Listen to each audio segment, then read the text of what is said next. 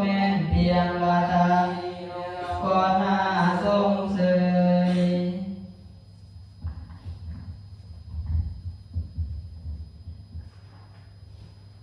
เป็นนาที40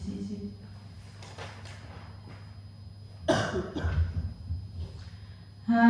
นธรรมยังธรรมาปริยายาคาทายโยปนามาเสสัตตามรัน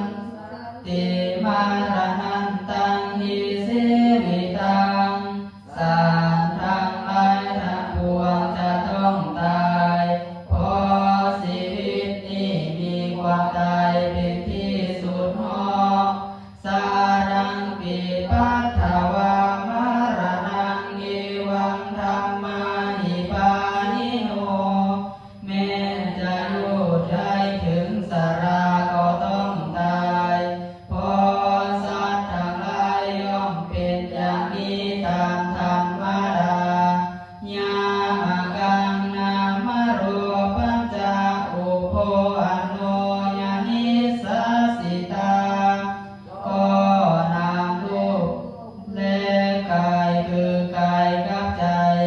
ย่อมอาศัยกันอยู่เป็นของคู่กันเอกาสมิงพิสามานังสมิงอุปโภพิสันติปัจจายติ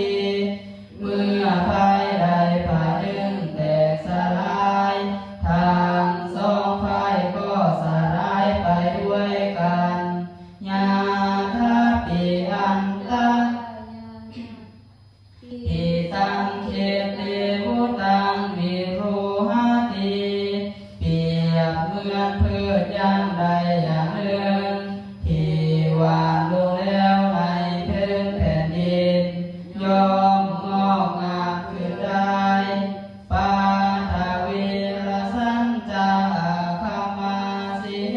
หันจาตตรูพยังพออาศัยรสแห่งแผ่นดินและเสื้อในยางแห่งพืชนั้นเอ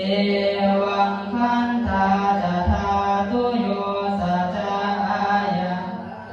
อิเมขันธ์ทั้งห้าและธาตุทั้งหลายพร้อมทั้งอายตนะหกนี้ก็เหมือนกันเฮ